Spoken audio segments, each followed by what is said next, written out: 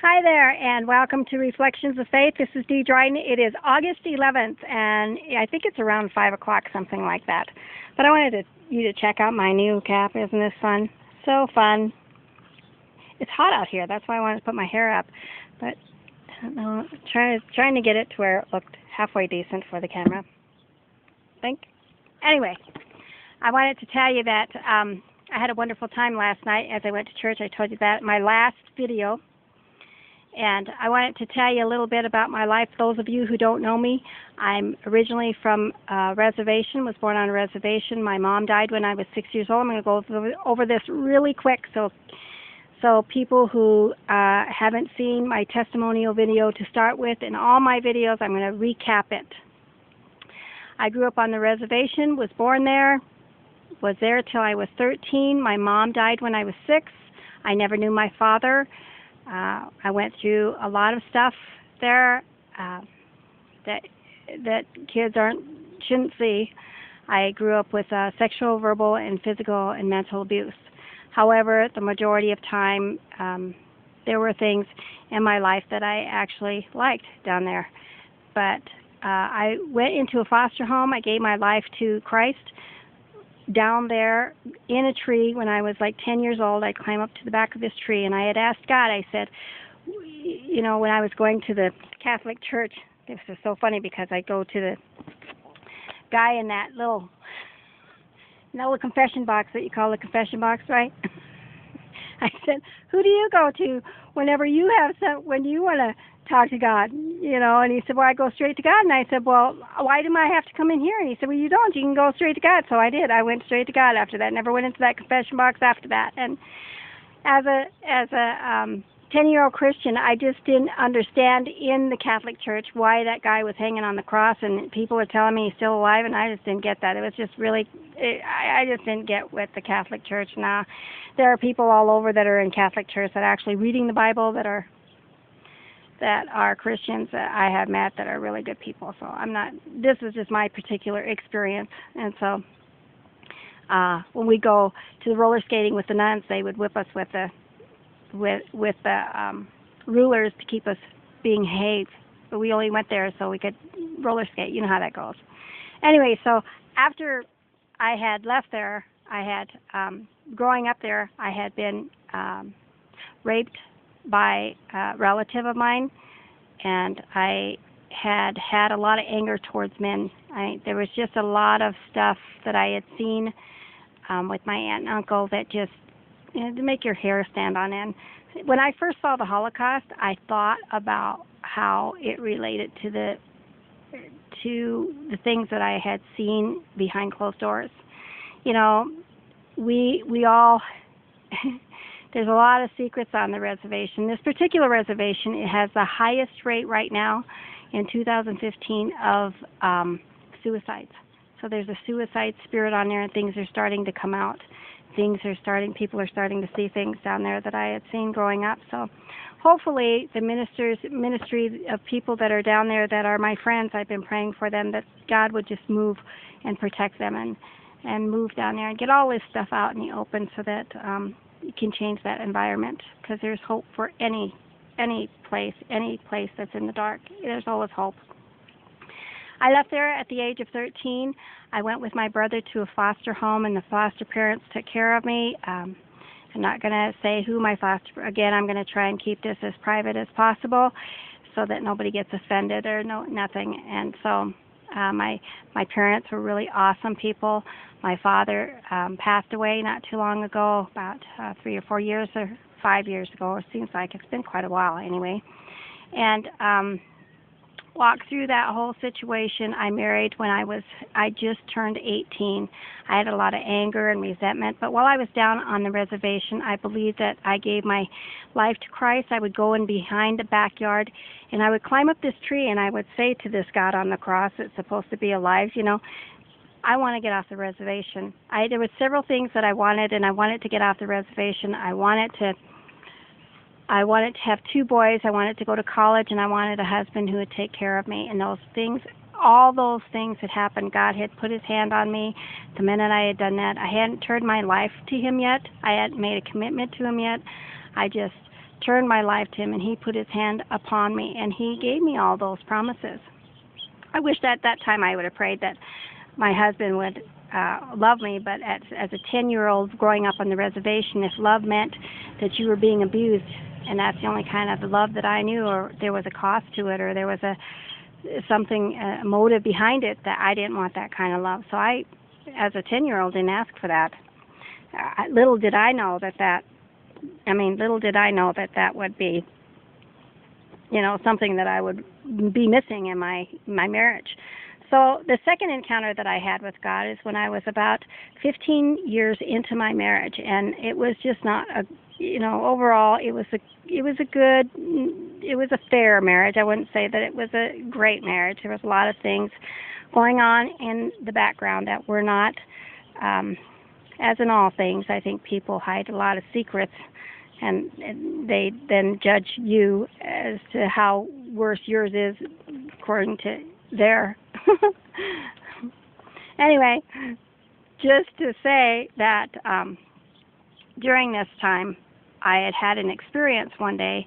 It's about 15 years into my marriage, and I was my husband at the time was gone, and my sons were gone. I think they were in school or something, and I saw this evangelist on TV, and he was explaining how to invite Jesus into your life and all the steps to do that.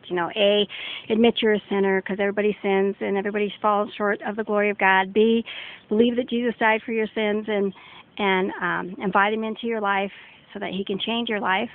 And B, believe that He died on that cross for all of your sins, yesterday, today, and tomorrow. That doesn't mean you take advantage of His grace, however, for those of you that I've prayed for. Anyway, and the third is C, confess with your mouth what you believe in your heart, no matter what happens in your life, so that you don't disown Christ. God said, if you deny me, I will deny you in heaven. So anyway, we got a lot of people in ISIS and over on the other countries that are being tortured for their Christianity, but they are martyrs because they refuse. They refuse to say that Jesus is not their Lord. So I just absolutely honor that. Anyway, not to get off on that subject, but after that had happened, I had closed the windows, and I thought, well, I'm going to do this.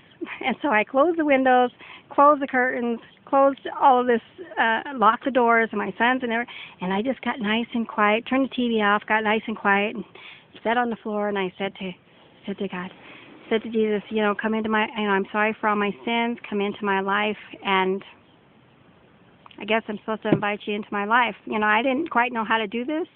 And at that point, my heart just seemed like it stopped, and years and years and years, it was like a floodgates of heaven opened up, and I sat there and I cried and I cried and I cried, and I just couldn't stop crying. On the reservation, you don't cry. That tells people that you are weak. You are weak. And I used to have this little switchblade that my brother had given me, and I carried that with me all the time on the reservation. And there was a time when I had come very close to killing one of my relatives in the middle of the night while she was sleeping. and I heard this voice back then say, don't do it. I had the knife in front of me, and I was going to put it in her. And I heard this voice said, don't do that. And this same day, when I had closed the curtains and invited Christ in my life, and I was just absolutely in tears, I heard this voice say to me, I heard this voice say, I love you. And at the time, my name was Lori, so the voice said, I love you, Lori. Lori, I love you. I don't remember quite how he said it, but I got up. I was so shocked because I thought it was just like somebody had just bent over and whispered that clearly as day into my ear, and I got up, and the shock just came over me, and I knew that I had heard that voice before and that other time, and I knew it was Christ. I was so happy. I became this Jesus freak. So I went around trying to save everybody in the whole little town that I was in, and people didn't want to be around me. My family just kind of got away from me, and I just got into this thing that I wanted everybody saved because the joy of the Lord just came over me. All these ugly feelings came out, and it just was awesome. It was the best supernatural feeling that I had ever went through. And I wanted everybody to have it. I wanted everybody to be saved. I wanted all my family members to do this. But people, I didn't have anybody there, and I was this Jesus freak, and all my friends were just like, get away from me, and that was the end of that. And so I pretty well went downhill after that because I didn't have anybody to guide me. I didn't have a mentor. I didn't have anybody to tell me how to walk through this. And so if you ever get saved, make sure you get a mentor or somebody to help you walk through what you're going through because you're a baby Christian. Just like a baby that's a baby, you need somebody to help you walk you through it, along with the Bible and a church. Get yourself into a church. Otherwise, you're not saved. Your soul isn't saved. God can hold his hand over you, but you need to turn your life to him. That's the little catch there that I didn't get. So this is my second conversion. And after that, my marriage just really went downhill because he didn't change. I changed, and I wanted, as a matter of fact, one time when I was in this process, of changing, I had an experience that the next morning I was reading, and I was slain in the spirit in my bedroom. And what that means is the spirit comes on you and you can't move. And I couldn't get out of bed, and I started talking in tongues, and I started talking in the spiritual language, and I was telling my ex I couldn't get out of bed, so he called the ambulance. It just so happened that one of the ladies on the ambulance knew what I was going through. She was a Christian, and just kind of told him, she'll come out of this. And so eventually I got to get out of bed, and of course the ex didn't ever want me to speak in tongues again because, spiritual language, and that freaked him out, and it freaked me out, and it just came on me. So God was all over me, I could tell, after I had done that, invited him into my life, that was going to be, he was all over that one. He was all over that. So my third conversion was after I had gotten divorced because things just went downhill after that, and he wasn't changing, and I wasn't about to change back to where I was, and I was committed to going this direction. I was trying to go this direction, but I didn't have any mentors to help me go in this direction. So when I moved and I had divorced him in the year 2000, and I was on my own for the first time, I felt like a failure. I started drinking, I started going out, started partying, I had a job at the Air Force Base at 6 o'clock in the morning. I would work that 6 o'clock shift up until 8 o'clock.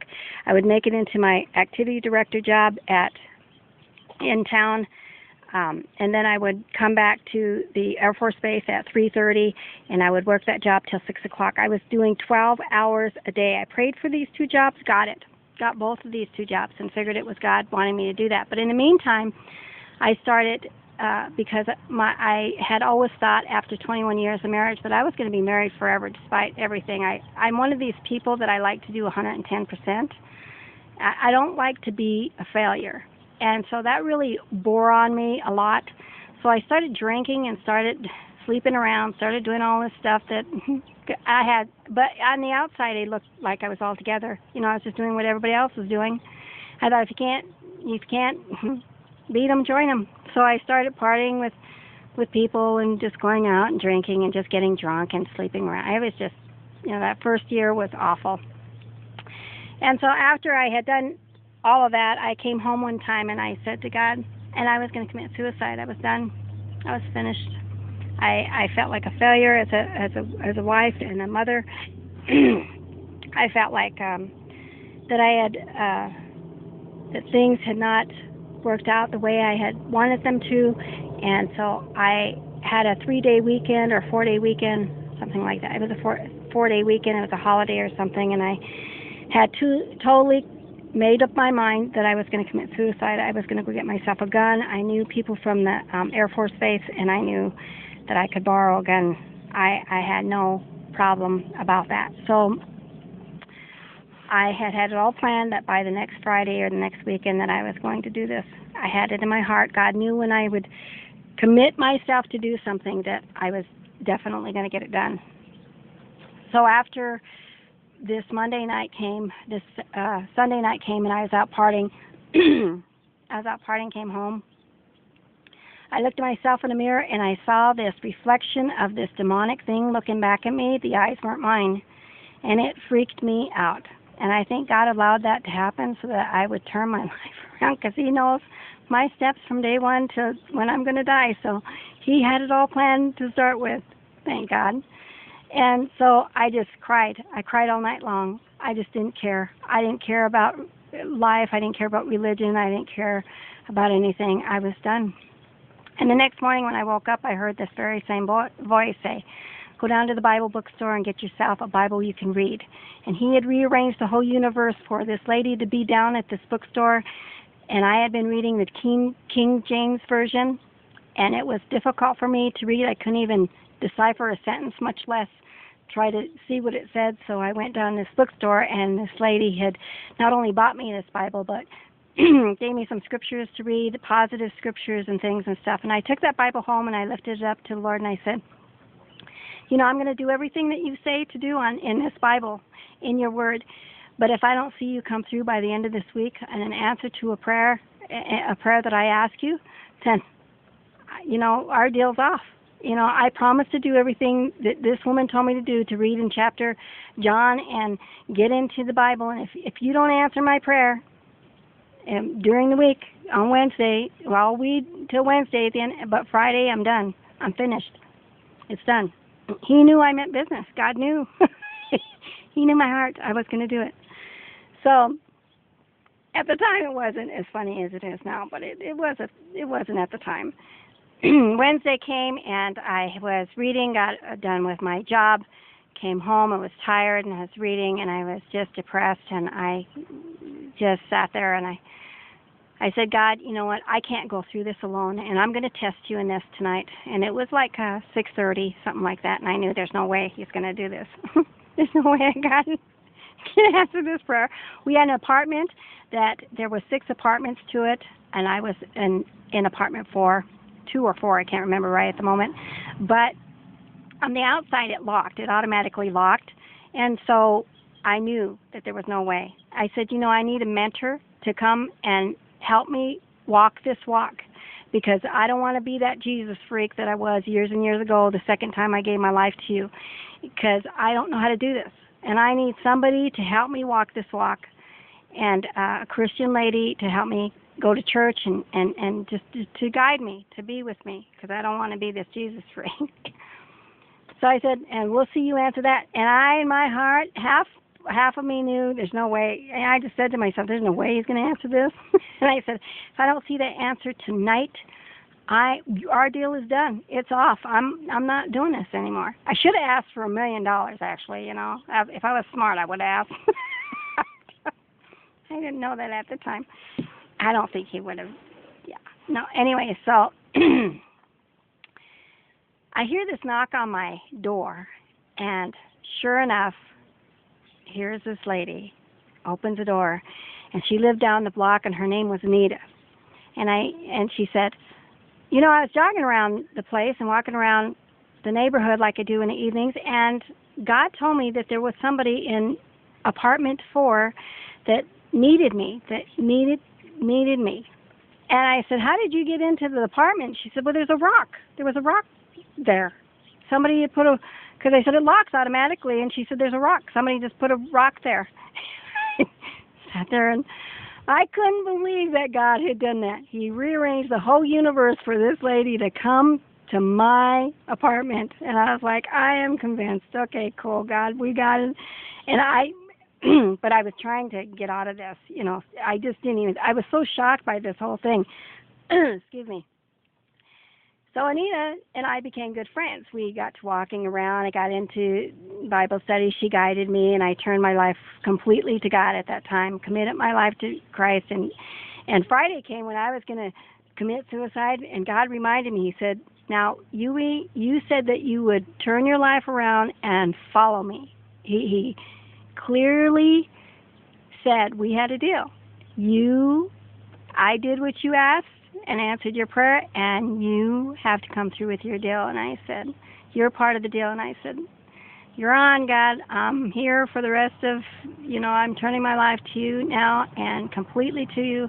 And so from that point on, then I committed my life to Christ. And I've been through the Joan Hunter Ministries. Years and years have passed, and I walked my ex-husband, forgave him, watched this man across the table suffering from cancer. I wouldn't wish that on anybody, knowing that you're going to die. I wouldn't wish that on nobody. God just gave me a heart for people who have been diagnosed with cancer, and so I just I walked him through that whole thing with my sons, and I saw God's forgiving heart in that whole process, and nothing he ever did ever I forgave him for anything he ever did. Nothing mattered at that point in life, and so I tried to walk my sons through that, but it was a pretty traumatic experience. So for those of you who've gone through traumatic experiences like that, give it to God and let it go and get your life straight and not be negative. I have a couple of my sons are working through that whole process, and I'm hoping that they again come back to Christ in a relationship and not religion. And so that's one of my hope, and that's one of my prayers as a Dryden Brothers ambassadors for Christ to be known throughout the world. But that's my prayer that I'll pray whether I ever see it or not. But it's something that I know that God's going to do. So, and He'll do it. He'll do it just like He did it with me, and He'll do it His way. And so I came to Montana, let them into God's hands, and I let them go. And I said, God, you just bless both of them. You bless them. You bless my family. You bless everybody that I am. And He's taught me how to bless people despite their sins. So I have given my life to Christ. I am on a mission to save people's lives however way it needs to be done, to praying over them, to praying over. And I've spent 6 years with the Joan Hunter Ministries. Got ordained in April as a pastor, but motivational speaker / healing ministry as God uses me, and I got to do that this weekend, and that's the last video. So that is my testimony. Again, there isn't anything that I haven't been through, sexual abuse, been through college, put myself through college with my own money. I also run 4 different bars. I know that environment. I know how to PR people. I know how to coaching. I know how to do there isn't anything that I don't know how to do. 11 years of in-home health care. I've seen every physical disease there is to see. So I am an expert when it comes to emotional, physical, spiritual, physical, emotional, mental, social, and financial problems that people suffer, because I've been there, I've done that, I've experienced it. But I also know that there's a way to get out. There's a way to get out according to God's Word. And so I trust Him, and I haven't worked in the secular world for the last 2.5 years, and I've lived by faith. And I'll tell you what, I have to do that because I have to tone myself to believe in what God's saying, what He's saying over people. So when I trust Him, when He's asked me to trust Him that He will come through financially for me, when the bills are coming due, and when I have no food on my refrigerator and I have no food in my freezer, He expects me to trust Him, and so I do. I just leave it to Him to fulfill that. If He does it through my family and friends or through unexpected things, which He has, He would pay me $1,000 a month to focus on the healing ministry, so that's what I do.